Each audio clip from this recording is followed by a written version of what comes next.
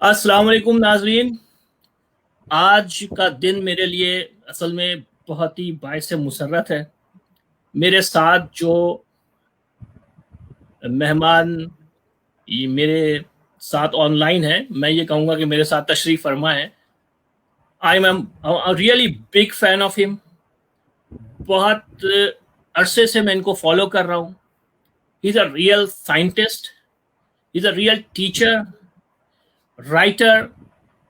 पाकिस्तान में moringa champion भी इनको कहते हैं, और एक जेन्युइन रोल मॉडल नौजवानों के लिए प्रोफेसर शहजाद बसरा साहब हमारे साथ हैं। सर अस्सलाम वालेकुम।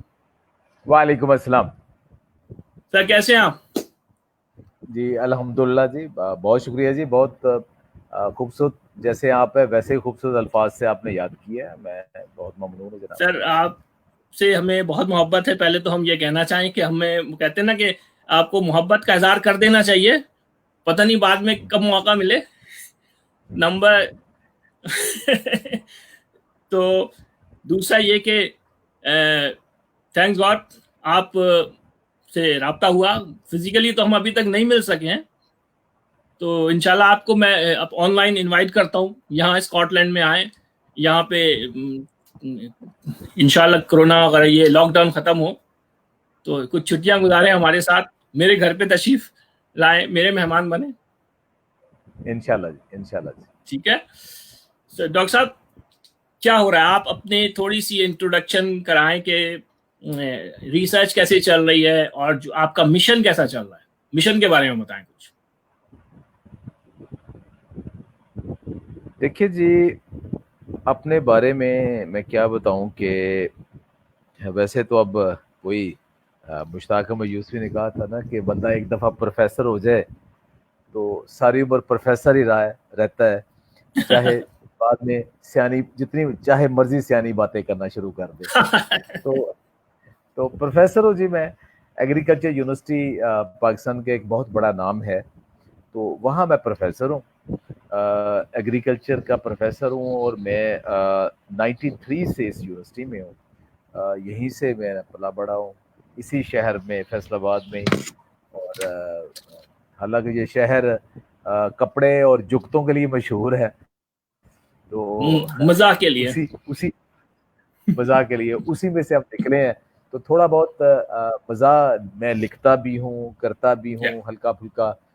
वो एक अपना एक है मिज़ाज। तो एग्रीकल्चर में बुनियादी तौर पे मैं सीड फिजियोलॉजिस्ट हूँ। मेरी पीएचडी सीड के ऊपर थी। सही। तो सीड सीड बायोलॉजिस्ट बना, फिर सीड फिजियोलॉजिस्ट बना, फिर स्ट्रेस बायोलॉजिस्ट बना मैं। फिर आहिस्ता-आहिस्ता टाइम के साथ-साथ आपको लगता है कि आपने क्या करना है। अ, डॉक्टर साहब एक सवाल यहाँ पे आता, सीड जी, फिजियोलॉजिस्ट जी। थोड़ा सा बताएं कि मतलब आप लोग सीड डेवलपमेंट पे काम करते हैं, सीड की नई नई स्पीशीज को इंट्रोड्यूस करवाते हैं, या मतलब क्या? अच्छा, मैं यहाँ पहले पूछूंगा कि मैं अपने पेज के ऊपर लाइव मैं कैसे जाऊँ, मुझे नज़र नहीं आ रहा ना। उसमें शेयर मैंने कहाँ से करना है, अगर if you can help me. अभी जो मैंने वेबसाइट शेयर किया था उसके जी, जी। ऊपर क्लिक करके आप मेरे पेज में चले जाएंगे, नदीम कारदार पेज पे, वहां पे आप शेयर कर दें वहां से। आपके पेज के ऊपर मुझे लाइव शो नहीं हो रहा। आप इस प्रोग्राम को कंटिन्यू करें, हम उसको रिकॉर्डिंग भी बाद में शेयर कर देंगे फिर। ठीक है। ओके, ओके, ओके, हाँ। ओके, ठीक हो गया, ठीक, ठीक हो गया, ठीक हो गया। अच्छा जी, सीड में दो तीन एस्पेक्ट हैं जो मेजर काम किए हैं ना। सही। एक तो होता है कि सीड डेवलपमेंट, जिसमें आप नई वैरायटीज बनाते हैं और सीड प्रोड्यूस करते हैं। एक तो वो है ना कि जिसमें फॉर एग्जांपल आपने एक जैसे किनवा की एक वैरायटी है नई, या ठीक। उसमें एक नई क्रॉसिंग के जरिए आपने ट्रेडिशन ब्रीडिंग के जरिए या बायोटेक्नोलॉजी के जरिए बनाया। एक तो वो काम है। दूसरा उसके सही। साथ आता है सीड मल्टीप्लिकेशन का। एक तीसरा एस्पेक्ट है जिसको कहते हैं सीड एनहांसमेंट या सीड इनविगोरेशन। और चौथा है ठीक। कि उसकी स्टोरेज। अच्छा, सीड मेरा काम था सीड एनहांसमेंट का, कि जो एग्जिस्टिंग सीड है उसके साथ हम क्या करें उसकी फिजियोलॉजी को स्टडी करते हुए ऐसा कौन सा टूल, ऐसी टेक्नोलॉजी डेवलप करें कि हमारे फार्मर वो यूज़ करें तो उस सीड की फील्ड परफॉर्मेंस बेहतर आ जाए, उसकी मतलब उगाव बेहतर आ जाए, मतलब इमरजेंस उसकी बेहतर आ प्रोडक्शन इंक्रीज करे पर जाए जी, पर प्रोडक्शन इंक्रीज करें। तो ये सारी कैपेबिलिटी हमारे कंट्री में है इन हाउस। जी उसमें जी उसमें सीड एनहांसमेंट में काफ़ी सारी चीज़ें हैं जिसमें मैंने पाकिस्तान में सबसे पहली जो पीएचडी या सीड इनविगोरेशन के ऊपर वो काम किया था, वो पहला थीसिस मेरा था सीड प्राइमिंग के ऊपर। उससे पहले पाकिस्तान में सीड प्राइमिंग का किसी ने काम नहीं किया था। तो सीड सही। प्राइमिंग एक टेक्निक है कि आप सीड को एक खास मखसूस तरीके से उसको हाइड्रेट करते हो, उसको भिगोते हो पानी में किसी सोल्यूशन में या आप ह्यूमिडिफिकेशन में, तो उससे उसकी स्लो फिर जब मॉइस्चर एब्जॉर्ब करता है तो उसके अंदर फिजियोलॉजिकल चेंजेस आती हैं। तो ऐसे सीड को री ड्राई कर लेते हो, जो दोबारा यूज़ करते हो, स्टोर भी कर सकते हैं या फील्ड में लेके जाते हैं, तो उसकी जर्मिनेशन बेहतर आती है और उसकी फील्ड परफॉर्मेंस बेहतर आती है, टॉलरेंस आती है।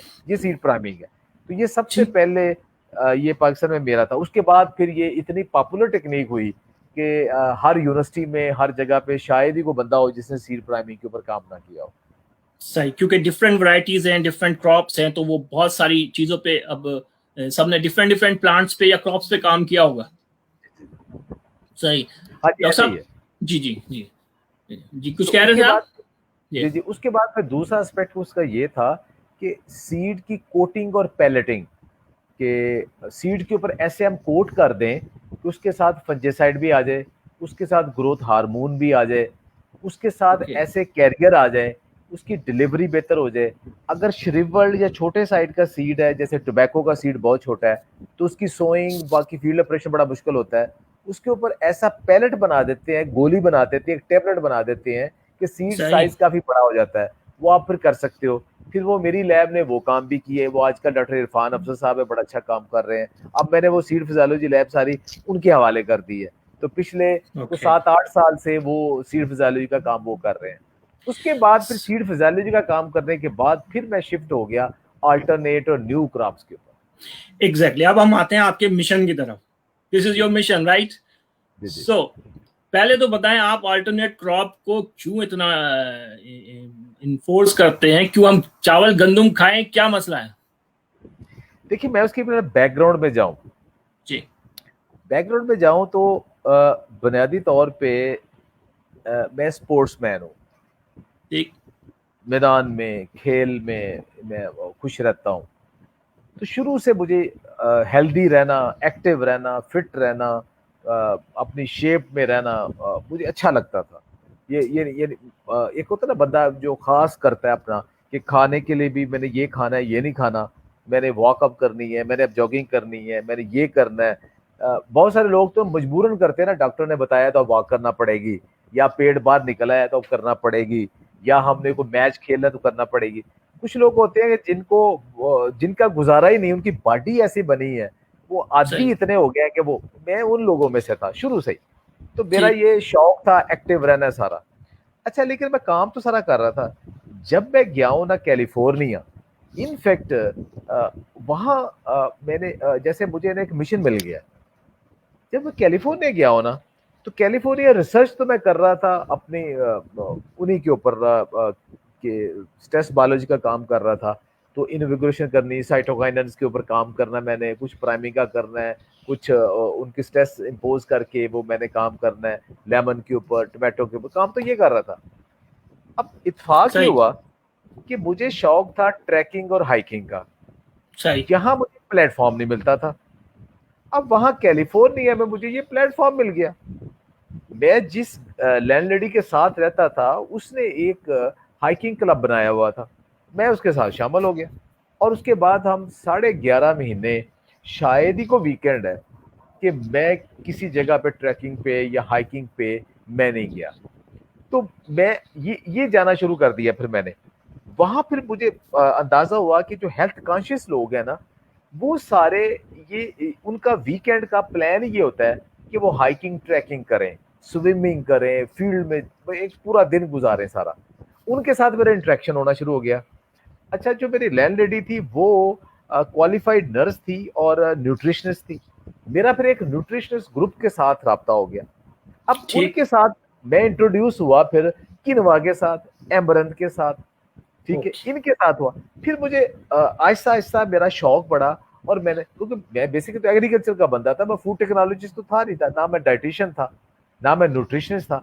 लेकिन वो जो 1 साल गुजारा है ना, उस साल के दौरान ही फिर मुझे मोरिंगा का भी पता लग गया। मैंने मोरिंगा के सही। ऊपर काम करना शुरू कर दिया। ये इन सारी फूड्स को जब मैंने देखा, तो फिर मुझे अंदाजा हुआ कि मैं अभी तक जो काम किया है वो शायद मैंने जाया किए साल। अब मैं इन चीज को काम करूंगा और अपने मुल्क में लेके जाऊंगा। मेरे लोगों को इनकी बहुत ज्यादा जरूरत है। उनका जो लाइफस्टाइल है वो बड़ा पुअर है। मैं उनकी फूड में ये चीजें शामिल करवाऊंगा। तो पहले मैं खुद रिसर्च करूंगा। और मैंने ठीक। उस वक्त 2007 में मैंने सोचा था कि 10 साल के अंदर मैं पाकिस्तान में मोरिंगा, किनवा, ये उस वक्त 2 ही थी, और इनको मैं पॉपुलर करूंगा, इनके ऊपर रिसर्च भी करूंगा, इनकी वैरायटीज भी डेवलप करूंगा, इनके ऊपर बेसिक प्रोडक्शन टेक्नोलॉजी डेवलप करूंगा, और उनको पॉपुलर करूंगा। और ठीक। अल्हम्दुलिल्लाह मैंने वो टारगेट उससे मेरा ख्याल कई साल पहले अचीव कर लिया। और उसमें मैंने एमरत भी शामिल हो गया, चिया भी शामिल हो गया, बकवीट भी शामिल हो गया। तो 6 क्रॉप्स वो हो गई। अब दूसरा है कि ठीक। मैं थोड़ा सा साथ में योगा भी करता था, वो भी एक बड़ी रेयर चीज है। तो साथ ही मिल मिला के ना वो सारा अल्टरनेट क्रॉप्स और सुपर फूड्स का कंसेप्ट आ गया। फिर यही मेरी रिसर्च बन गई, यही मेरी प्रमोशन बन गई, और इसी को लेके मैं चल रहा हूँ। हाँ सर, सवाल थोड़ा सा ये कि क्यों हम सुपर फूड क्यों कहते हैं इसे, और हम इसको ऑल्टरनेट क्रॉप क्यों कहते हैं, क्यों देखिए जरूरत जी, है इसकी। मैं ने पूछा कि हम गंदुम, लोग तो मतलब हैबिचुअल है ना, वो तो जी जी आदत नहीं छोड़ेंगे, चाहे जी वो जी, कितने डायबिटिक के पेशेंट हो, हार्ट पेशेंट हो, वो तो। देखो, छुड़ा दी आदत, अच्छा। आदत छुड़ा दी। ये बड़ी बहुत बड़ी सक्सेस, मैं बताता हूँ कैसे। सही। देखिए जी, ये 3 टर्म्स हैं: alternate crops, super foods, functional foods. अच्छा, आज अब जो साइंटिफिकली सबसे बेहतर टर्म है वो फंक्शनल फूड है। कि ओके। कोई भी ऐसी फूड कि जो क्लिनिकली प्रूव हो गई हो किसी एक डिजीज के अगेंस्ट, दैट इज ठीक। Functional food. Scientifically only functional food, ठीक है। अच्छा, सही। अब सुपर फूड एक मार्केटिंग का लफ्ज है। ओके। इनफैक्ट कोई फूड भी सुपर हो सकती है, लेकिन सही। एक एक बज़वर्ड बन गया कि सुपर फूड वो क्रॉप्स हैं जिनके अंदर आम फूड की निस्बत वो न्यूट्रिएंट डेंस हैं। उनके अंदर ठीक। न्यूट्रिशन ज्यादा है, मिनरल सही। ज्यादा है, विटामिन ज्यादा है, बायोएक्टिव कंपाउंड ज्यादा है, जो कि आम आम दूसरी फूड में नहीं है। तो अगर ये ठीक। आप लेंगे तो इनके अंदर ज्यादा न्यूट्रिशन मिलेगी। तो उसके अंदर फिर ये जो जिन क्रॉप्स का मैंने नाम लिया है, मोरिंगा, किनवा, चिया, खासतौर पे ये, इनके अंदर चूंकि बहुत ज्यादा है आम से, तो इसलिए फिर ये पॉपुलर हो गई। और अल्टरनेट क्रॉप्स का मतलब ये है कि हमारे जिम्मेदार या हमारे इलाके में जो फसलें लगती थी, उनके अलावा दूसरी लगाई जाए जो जो कि रवायतन नहीं लग रही थी। तो ये सारी नई है कि अगर किसी वजह से आप उनकी बजाय नहीं लगाना चाहते हैं, तो वो अल्टरनेट क्रॉप्स है। तो ये सारी अल्टरनेट क्रॉप्स में भी आती हैं, फंक्शनल फूड्स भी हैं, सुपर फूड्स भी हैं।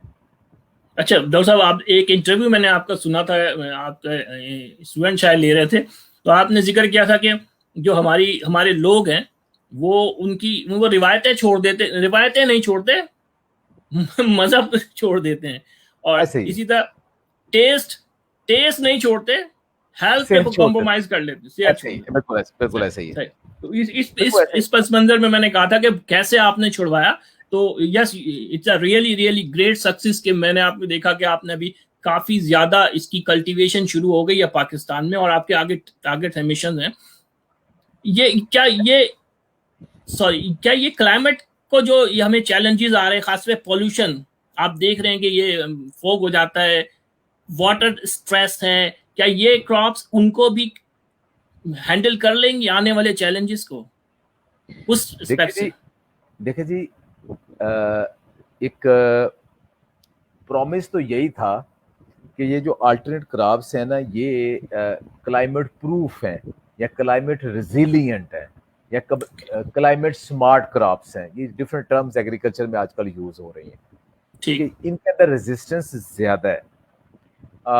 जो उसमें कीनवा ऐसी फसल है कि जो स्लाइटली सलाइन कंडीशंस के अंदर भी अच्छा ग्रो कर जाती है। लेकिन ओके लेकिन लेकिन प्रैक्टिकली जब आपने काम किया, फार्मर के साथ काम किया और लार्ज स्केल पे काम किया, फिर हमें अंदाजा हुआ कि अगर ये बार बार क्वेश्चन आ रहा है कि मार्शल मल्टीग्रेन का, मैं अभी जवाब देता हूँ उसका अभी जी ना। जी, मैं इसको बार बार ऊपर ला रहा हूँ ताकि आपको जी जी मैसेज आ जाए। मैं अभी इसका जवाब देता हूँ, मैं इसके ऊपर ही आ रहा हूँ। अच्छा, अब उसमें फिर जब हम फील्ड में गए तो फिर हमें अंदाजा हुआ कि अगर हमने अच्छी पैदावार लेनी है तो फिर हम सिलाइन साइल्स के ऊपर से ज्यादा पैदावार नहीं ले सकते, वो हमें ओके, अच्छी अच्छी अच्छी अच्छी साइल के ऊपर ही लेंगे। फिर हमारा सही, ये आया कि मोरिंगा जो है ना, ये हमारा बड़ा रेजिस्टेंट, क्लाइमेट प्रूफ, पुराना ढीठ पौधा है, इसके ऊपर ठीक, कुछ भी नहीं होता, ये लगा लें। लेकिन जब उसको हमें एज ए क्रॉप इंट्रोड्यूस करवाया तो इस साल हर बीमारी आई मोरिंगा के ऊपर, और ओके, उसकी, जी, मोरिंगा को बचाना मुश्किल हो गया है इस साल। इतनी क्योंकि क्लाइमेट चेंज था, सर्दी बहुत ज्यादा पड़ी, और उसके बाद स्प्रिंग में इतनी बारिशें हो गई, वो इतना क्लाइमेट चेंज था कि उसके ऊपर बेशुमार इंसेक्ट आ गए जो कि पहले कभी भी मोरिंगा के ऊपर नहीं आए थे। तो इसलिए मैं ये कतई दावा नहीं करता कि ये क्लाइमेट प्रूफ या बहुत रेजिस्टेंट है। हाँ, जो क्लाइमेट चेंज हो रहा है उसके अंदर हमारे पास ऑप्शन आ रहा है। मसलन फॉर एग्जाम्पल ऐसा ऑप्शन आ रहा है कि अगर हमारे किसी वजह से कोई एक फसल, रवायती फसल नहीं ग्रो कर रही, तो अब हमारे पास अल्टरनेट मौजूद है, ये क्रॉप्स मौजूद है। अच्छा, अब बात है जी, असल वो ये क्वेश्चन भी बार बार आ रहा था और आपका भी क्वेश्चन था कि लोगों को आपने ये जी जी, कैसे मुर्गा या किनवा खिलाया, और सही। ये कैसा, और फिर ये मार्शल वालों का जो मल्टीग्रेन फ्लोर वाली बात है, मैं उधर भी आता ये हूँ। आपकी कोई कोलैबोरेशन है किसी मार्शल्स, डॉक्टर मार्शल से या किसी, जी, जी, तो मार्शल एक डिस्ट्रीब्यूटर हैं जी। उनका डिस्ट्रीब्यूटर, उनका जो मल्टीग्रेन फ्लोर है वो मेरे वाली रेसिपी है। तो मार्शल जो मार्केटिंग कर रहे हैं, उनकी जो रेसिपी है वो मेरे वाली रेसिपी है, और ओके उसकी जो प्रोडक्शन है वो मेरा बेटा करता है जी। ठीक है जी। ओके, तो सही, मैं एज ए प्रोफेसर हूँ, मैं डायरेक्टली इन्वॉल्व नहीं हूँ, मैंने अपनी रेसिपी दे दी है, मैं पढ़ता हूँ, पढ़ाता हूँ, रिसर्च कर, मैं कभी नहीं गया उधर, मेरा कोई ताल्लुक नहीं ठीक उनके साथ। लेकिन मेरा ठीक, बेटा जो है ना, वो इसमें मेरी फैमिली इन्वॉल्व है, आप समझे, ये करती है। ओके, तो मार्शल वालों को इनडायरेक्टली मैं ओन करता हूँ, इनडायरेक्टली, लेकिन या ऑफिशियली मेरा इसको कोई ताल्लुक इसको हम इसको कहेंगे, ये इंटेलेक्चुअल प्रॉपर्टी तो आप ही की है ना, तो ये उनका हक भी बनता है। और इस चीज को नहीं। आगे बढ़ाने के लिए जी सही जी, स्टार्ट किया है बेटे ने। जी जी, जी सही स्टार्ट किया। अच्छा अच्छा, अब देखिए जी, जब ये मोरिंगा आया ना, तो लोगों को पहले ये बताया गया कि ये मोरिंगा लें आप, तो इससे ये आपकी जो आपकी बॉडी के अंदर जो डेफिशिएंसी है, क्योंकि एक वो मैं एग्जांपल दिया करता था, सबसे पहले मैंने कहा कि आप देखें कि आपकी आंख कितनी खूबसूरत है, जुबान, हार्ट, लिवर कितने डिफरेंट है सारे, और इनको मुसलसल रिप्लेसमेंट हो रही है, इसके अंदर नए सेल बन रहे हैं, डैमेज हो सही, रहे हैं, रिपेयर हो रहे हैं। तो आप समझते हैं खाली रोटी खा के नहीं रिपेयर कर देना आपने, तो इनको आपने पूरी न्यूट्रिशन देनी भाई, ए टू जी, सारे विटामिन देने हैं, सारे मिनरल्स देने हैं, फाइटोएक्टिव कंपाउंड्स देने हैं, फिर जाके आपकी बॉडी के अंदर ये सारे जो ऑर्गन्स हैं ये प्रॉपर काम करेंगे। और बेशक, वो जो रिवायती तौर पे आप फूड खा रहे हैं उसके अंदर वो पूरे नहीं है, उसको बैलेंस करने के लिए आपको फूड सप्लीमेंट की तरफ आना पड़ेगा।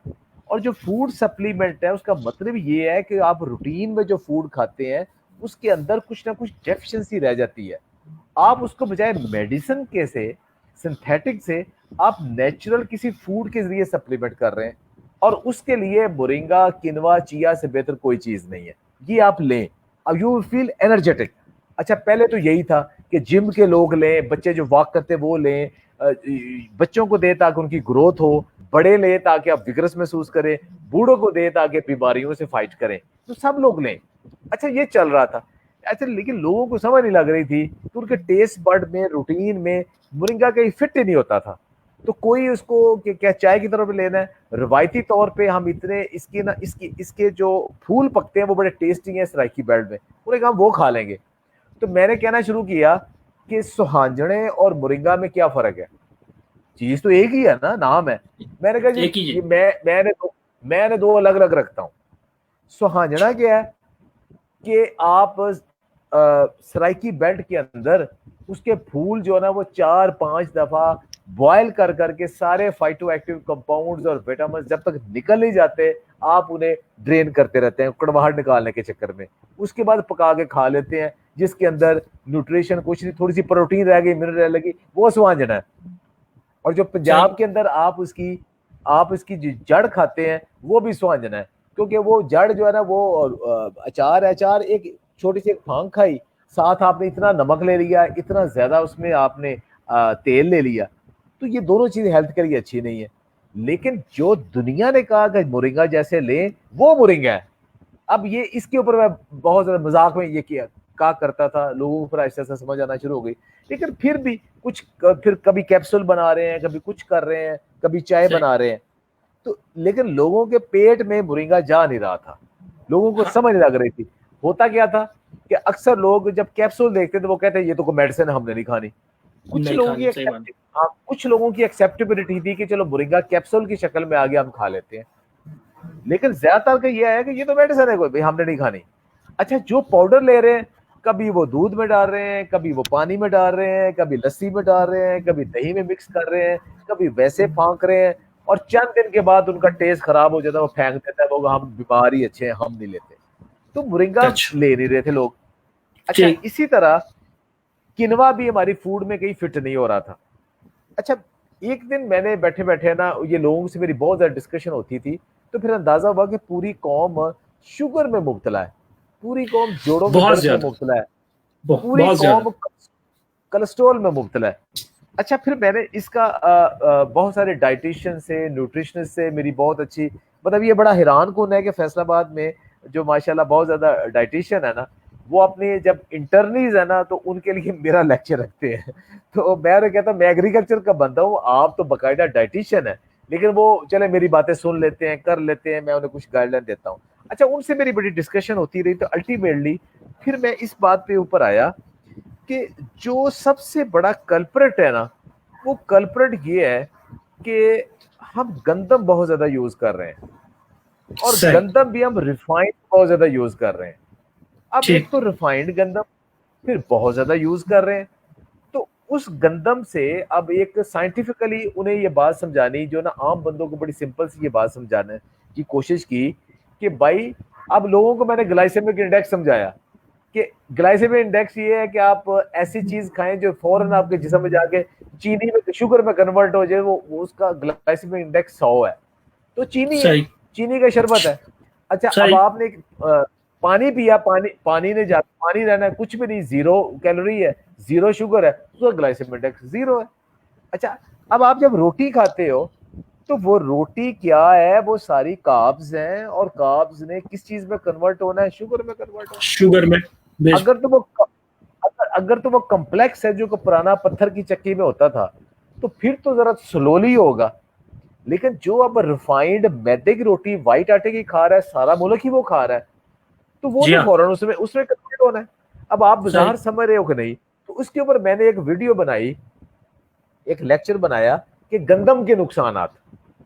तो वो वायरल हो गई वीडियो ना, तो वो ठीक। मिलियंस की तादाद में लोगों ने वो देखी।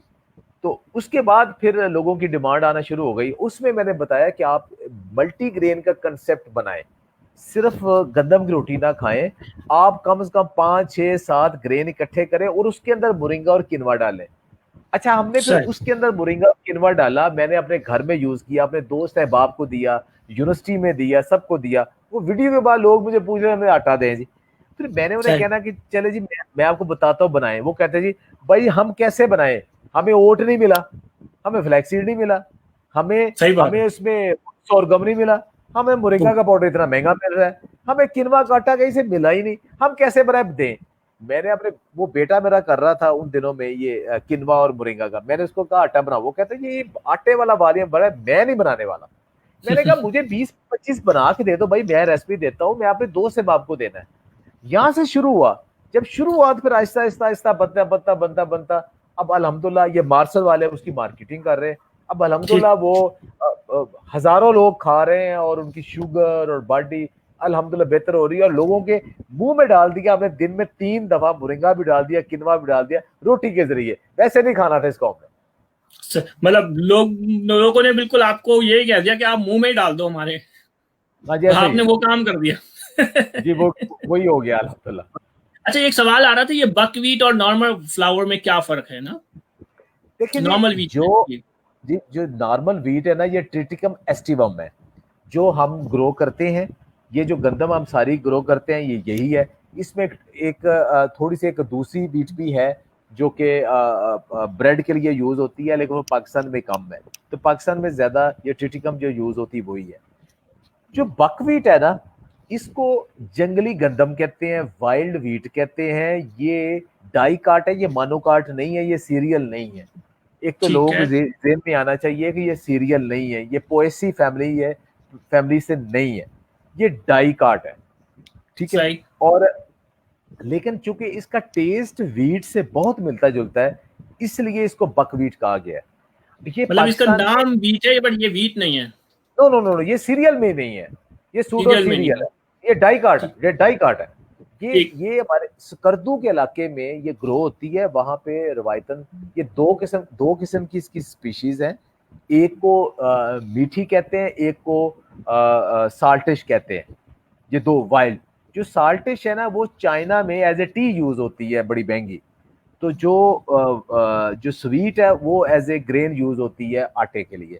तो बकवीट वहाँ स्कर्दो में कल्टीवेट होती है। लेकिन इसके ऊपर मेरी लैब ने भी काम किया है, हमने भी डोमेस्टिकेट किया है, लाइनें लेके आए हम। बकवीट बड़ा अच्छा काश्त हो रहा है। लेकिन बकवीट का प्रॉब्लम ये है कि इसका पौधा बहुत छोटा है, इसकी यील्ड बहुत थोड़ी है। और वीट से इसका फर्क यही है कि इसके अंदर ग्लूटन नहीं है, वीट के अंदर ग्लूटन है। ओके, बाकी ग्लूटेन फ्री। हाँ ग्लूटेन फ्री है, इसके अंदर सबसे बड़ा एडवांटेज यही है कि ग्लूटेन फ्री है। लेकिन वीट का तो हम 70-80 किलो 70-80 मन यील्ड ले लेते हैं। लेकिन बकवीट की यील्ड जो है ना वो 8-10 मन से ज्यादा नहीं आ सकती, पौधा बहुत छोटा है। सही। डॉक्टर साहब, अब हम आते हैं अपने स्टूडेंट्स को जो कि फ्रेश ग्रेजुएट हो रहे हैं, जॉब्स उनको मिल नहीं रही हैं, कोरोना ने तो सब तबाह कर दिया। एक्सपीरियंस मांगते हैं बच्चे, कहते हैं सर हमारे पास एक्सपीरियंस नहीं है, हम तो फ्रेश हैं। तो मैं उनको हमेशा एडवाइस करता हूं कि आप बिजनेस की तरफ जाएं, और उनको हमेशा कहते हैं जो एग्रीकल्चर से जो जुड़े हुए बिजनेस हैं वो ज्यादा सस्टेनेबल हैं, उनका रॉ मटेरियल बहुत इजी अवेलेबल है क्योंकि हमारा एग्रीकल्चर कंट्री है। तो उसके लिए जो खासतौर पे जो एग्रीकल्चर और एडवांस टेक्नोलॉजी है उसमें कितना स्कोप है? देखिए जी, आसान तो कुछ नहीं होता। जो हमारे यूनिवर्सिटी से स्टूडेंट निकलते हैं ना वो सारे बाबू बनने के चक्कर में होते हैं कि सही। हम बस बैठ जाएं यूनिवर्सिटी में, से निकले हैं, या तो हम प्रोफेसर बन जाएं या हमें ऐसी जगह पे जॉब मिल जाए कि हम बिल्कुल ऑफिस जॉब और सब कुछ मिल जाए। लेकिन जब आपको अब जॉब्स खत्म हो गई, वैसे ही खत्म हो गई, फ्यूचर में जी। भी जॉब नहीं मिलनी, सही। उसका अल्टरनेट क्या है? मेरे पास फार्मर्स आते हैं तो मैं उन्हें सिखाता हूँ कि मैंने कहा जब तक आप एंटरप्रेन्योरशिप की तरफ नहीं जाएंगे ना आपको गुजारा नहीं है। और एंटरप्रेन्योरशिप एग्रीकल्चर से बड़ी कहीं भी नहीं है। सही। जिम्मेदार, छोटा छोटा जिम्मेदार है, वो जिम्मेदार ग्रो कर लेता है। ग्रो करने के बाद उसकी यही कामयाबी होती है कि उसकी प्रोड्यूस कितनी जल्दी बिक जाए, उसको पैसे मिल जाए, क्योंकि वो सही। क्रॉप को होल्ड नहीं कर सकता। जो वेजिटेबल्स वगैरह हैं जो पेरिशेबल, उनको तो बिल्कुल नहीं कर सकता ना। इवन उसने जो सीरियल्स उगाए हैं ना उनको भी वो होल्ड नहीं कर सकता, उसको स्टोरेज कैपेसिटी उसकी नहीं है। उसका कर्जे के नीचे लगा होता है, वो कहता है फौरन बिके मुझे पैसे आ जाए। और उन दिनों में फिर वो आड़त से या मिल से वो ओने पोने लेके फौरन फारिग करता है। अच्छा, सही। अब जो शहरों की आबादी है सारी, उनके पास जब वही एग्रीकल्चर प्रोड्यूस पहुंचती है, उनमें ज्यादातर चीजें जो है ना वो वैल्यू एडेड होके पहुंचती है। अब उनकी प्राइस कहीं की कहीं पहुंच जाती है, दरमियान में बहुत बड़ा गैप है।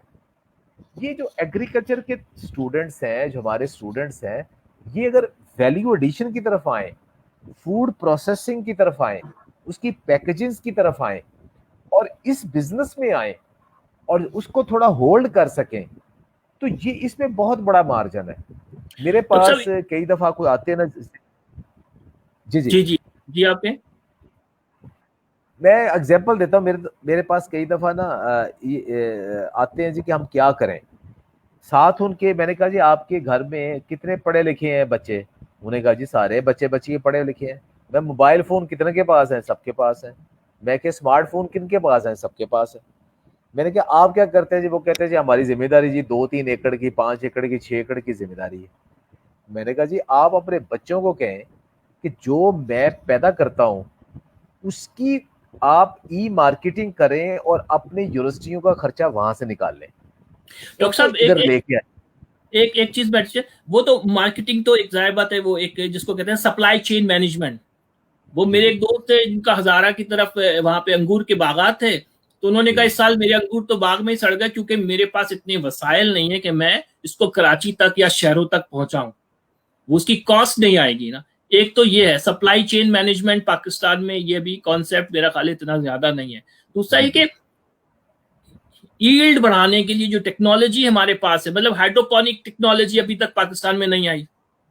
आके फेल हो चुकी है। वर्टिकल फार्मिंग मतलब फेल हो गई, उसको मतलब हमने अपने हालात में नहीं डाला, या उसको हमने अपने उसमें एडजस्ट नहीं किया। फिर वर्टिकल फार्मिंग भाई ऊपर की तरफ ग्रो करें।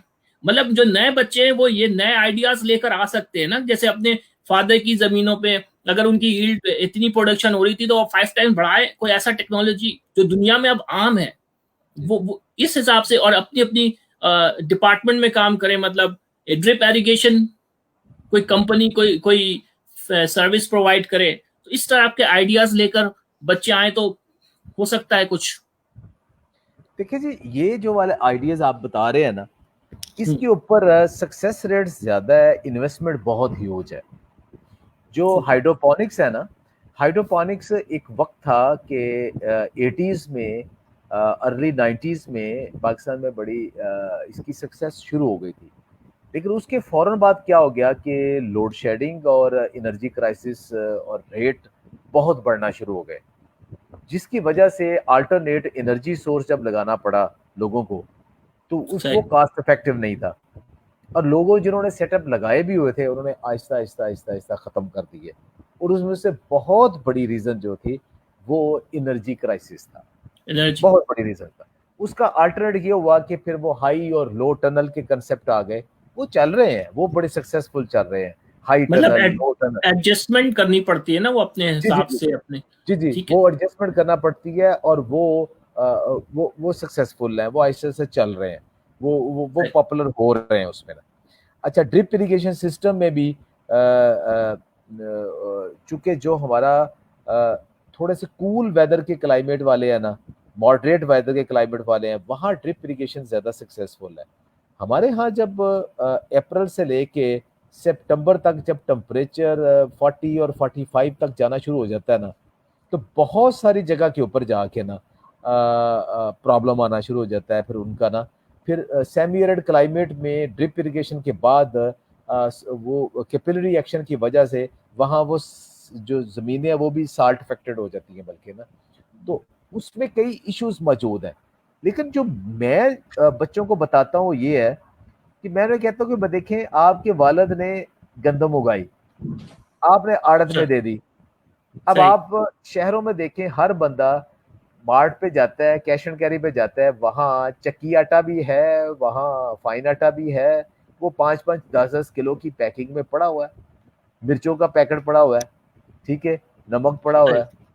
ये मिर्च, नमक, गंदम, ये तीनों चीजें आप कर सकते हो। आपने सिर्फ उसको हाइजेनिकली एक पैक करना है और फूड अथॉरिटी से उसको रजिस्टर करवाना है और उसकी ई मार्केटिंग करनी है और शहर के स्टोरों में आपने देना है। और ये क्या। मैंने कई बच्चों को करवाया कि कुछ ना करें, सिंपल ये कर लें, और उन्होंने सही। किया। देखिए ये बहुत बेसिक से है कि अभी आप सही। एक दफा एंटर हो, आपको काम का अंदाजा हो कि मार्केट में कैसे एंटर होना है, बिजनेस करना सीखें। ओवरनाइट कुछ नहीं होगा, 2-4 साल काम करेंगे, लगाएंगे, फिर आहिस्ता आहिस्ता आगे जाएगा। अब मेरे कुछ स्टूडेंट्स हैं जो मुझसे उन्होंने ग्रेजुएशन की है, वो प्रैक्टिकली अब सुपर फूड्स की मार्केटिंग कर रहे हैं, ग्रो कर रहे हैं, उनकी मार्केटिंग कर रहे हैं। उनकी बड़ी हिम्मत की मैं दाद देता हूँ कि अपनी फैमिलीज को उन्होंने कन्विंस किया और आहिस्ता आहिस्ता उसकी मार्केटिंग में आ रहे हैं। डॉक्टर साहब, ये जो अल्टरनेट क्रॉप्स हैं, इनमें से कोई जो बड़े सिटीज हैं जिनके पास ज़ाहिर जमीन नहीं है, तो वो क्या कहते हैं उसको, अर्बन फार्मिंग हो सकती है इसकी, या रूफ फार्मिंग हो सकती है, गमलों में उगा सकते हैं, मतलब क्या कुछ कर सकते देखिए हैं जी, for for their own self, अपने लिए खास तौर पर? देखिए जी, मोरिंगा तो हर घर में एक पौधा होना चाहिए, लेकिन ये गमले वाला पौधा नहीं है। गमले में उग मोरिंगा तो जाएगा। ट्री है ना, इट्स अ बिग ट्री, ये या? ट्री है, लेकिन इसको कोई शेप भी दे सकते हैं, ये मिरेकल है, इसको कोई शेप दे सकते हैं, इसको क्रॉप अच्छा। बना सकते हैं, हेज बना सकते हैं आप, बैड यार्ड, फ्रंट यार्ड पे आप किसी कटिंग हाइट पे आप करें, ये रीस्प्रोटिंग बड़ी हो जाती है इसकी ना। लेकिन जब आपने रेगुलर लेना है तो इसको आप ट्री बनाना पड़ेगा ना। तो घरों में जहां आपके पास जमीन थोड़ी सी भी जगह है और वहां धूप पड़ती है, मोरिंगा आप लगा सकते हैं। किनवा, चिया आप अर्बन फार्मिंग में रूफ टॉप या अपने लॉन में थोड़ी थोड़ी ऑर्नामेंटल बड़े खूबसूरत है, ये आप लगा सकते हैं। उसमें अपने घर के लिए किनवा और चिया और बकवीट ये आप ग्रो कर सकते हैं। और इनके सीड्स वगैरह कहीं से मिल जाएंगे मार्केट से, इजीली, या फिर? इजीली मिल जाते हैं, इजीली मिल जाते हैं। सही, सही, सही। तो जो डॉक्टर साहब, आज हमारा सेशन वैसे 30 मिनट्स का होता है, लेकिन क्योंकि आप आए थे तो हमने कहा कि हमने रुकना नहीं है, आपसे सारे सवाल कंप्लीट करने हैं। तो आखिर में क्या पैगाम देना चाहेंगे अपने स्टूडेंट्स को, बल्कि पूरे पाकिस्तान को फोकस करके, कि कराची से लेकर कश्मीर तक, एक तो एग्रीकल्चर से जुड़े, मतलब प्लांटेशन से, गार्डनिंग से, ट्री से जो है ना, एक रिश्ता जो टूट गया है वो कायम कैसे करें और करना चाहिए? देखिए जी, मैं अक्सर कहा करता हूं कि आपको इतना इतना सेल्फ सफिशिएंट तो होना चाहिए कि जितनी आपकी अपनी बॉडी की, अपनी फैमिली की ऑक्सीजन की रिक्वायरमेंट है, इतने पौधे तो लगा लें। तो मेरी एक छोटे 3 ट्री, थ्री ट्रीज छोटे वाले, वो जितनी ऑक्सीजन देते हैं वो मैं 24 घंटे में जो सांस लेता हूँ उसके लिए है। तो कम से कम 3 दरख्त मैं अपने तो लगा लूँ। तो फिर मेरे लिए जो खाना पकता है, जो गाड़ियां चलती हैं, बाकी सब कुछ होता है, तो 5-6 उसके लिए लगा लें। तो 10 को पौधे बन जाते हैं जो मेरी रिक्वायरमेंट के लिए है। तो मेरी फैमिली सही, साइज अगर 4 का है, 5 का है, तो 40-50 पौधे तो भाई मेरा राइट बनता है कि जितनी मैं ऑक्सीजन कंज्यूम कर रहा हूँ उतनी तो मैं वापस करूँ ना। और बल्कि उसके फर्ज बनता है, वो फर्ज फर्ज बनता है। बनता है ये। तो फिर जो जो बहुत सारे लोग हैं जो शहरों में हैं, जो नहीं लगा सकते हैं, बूढ़े हैं, बच्चे हैं, उनके लिए भी फिर मैंने लगाने। तो एक तो ये कि ये दोबारा उसके ऊपर आए। किचन गार्डनिंग मैं प्रमोट करता हूँ। देखें, आपके लिए आपसे बेहतर आपका ख्याल और कोई नहीं रख सकता। कोई हुकूमत, कोई शख्स, कोई जिम्मेदार किसी को कहें कि वो आपके लिए खालिस चीजें पैदा करे, वो नहीं कर सकता। आपके घरों में खा वो कितना भी छोटा घर है, अब उसके ऊपर किचन गार्डनिंग, अर्बन लैंडस्केप के ऐसे ऐसे जबरदस्त किस्म के आइडियाज आ गए हैं कि कम से कम आप सैलड तो अपना अपने घर में ग्रो कर सकते हैं। अभी जो सही, ये कोविड-19 आया है तो उसने क्या बताया है कि आप फ्रेश सैलड रोजाना खाएं, सुपर फूड्स लें, आप रोजाना पुदीना लें, धनिया लें, मिर्च आप यूज करें, आप लेमन लें और मोरिंगा लें। ये सारी वो चीजें हैं जो आपने बाजार से नहीं लेनी, अपने घर में ग्रो करेंगे वो परफेक्ट है। तो हर बंदा कम से कम इतना तो करे। और अपनी सेहत के लिए, सेहत नहीं सही, है, मेरे पास जितना मर्जी पैसा आ गया मैंने क्या करना है। तो लोगों का कंसेप्ट ये है कि बस हमें फूड हमने टेस्ट के लिए खानी है, बीमार हो गए मेडिसिन ले लेनी है। नहीं, अरस्तू ने कहा था कि आपकी खुराक आपकी दुआ बन जाए। अपना लाइफस्टाइल ऐसा रखें, अपनी फूड ऐसी रखें कि आपको दुआ की जरूरत ना पड़े। सही, सही बहुत। और इन इन सब कामों में जब हम बिजी रहते हैं तो हमारा जो माइंड है वो कहीं इधर उधर नहीं भटकता है, जी, स्ट्रेस में नहीं रहता है, फ्रस्ट्रेशन से आउट, एक हेल्दी एक्टिविटी, फिजिकली भी और मेंटली भी। तो ये हमें इसको बिल्कुल इसको कोशिश करनी चाहिए कि हर इंसान कम से कम इस प्लांट और गार्डनिंग एक्टिविटी में इन्वॉल्व है। डॉक्टर साहब, बहुत शुक्रिया, लेकिन हम आपसे एक प्रॉमिस लेना चाहते हैं कि हम आपको दोबारा इनवाइट करेंगे और आप हमें टाइम देंगे। जी इंशाल्लाह जी, मैं हाजिर जी, ठीक है? बहुत मजा आया जी, आप बहुत आपसे दूसरे करता हूँ। थैंक यू आप वेरी अभी मेरे साथ रहिएगा, मैं टेलीकास्ट को एंड कर रहा हूँ, फिर हम बाकायदा जो है इजाज़त लेंगे आपसे। तो नाज़रीन, डॉक्टर साहब प्रोफेसर शहजाद बसरा साहब ने वक्त निकाला, हमारे पास आए, उन्होंने काफ़ी अच्छी मालूमात दी। एक बार फिर रिफ्रेश किया उनका जो मिशन है, जो वो काम कर रहे हैं अल्टरनेट क्रॉप के हिसाब से या सीड प्रोडक्शन, सीड डेवलपमेंट में, सब उन्होंने दोबारा से आपको बताया। ये वेल नोन पर्सनालिटी है, इसलिए मैं ये बार बार कह रहा हूँ कि रिफ्रेश किया, कोई आप इनको बहुत अच्छी तरह जानते हैं। हमारा प्रोग्राम देखते रहिएगा। अगले प्रोग्राम में हम नए मेहमान के साथ हाजिर होंगे। इजाज़त दीजिए। खुदा हाफिज़।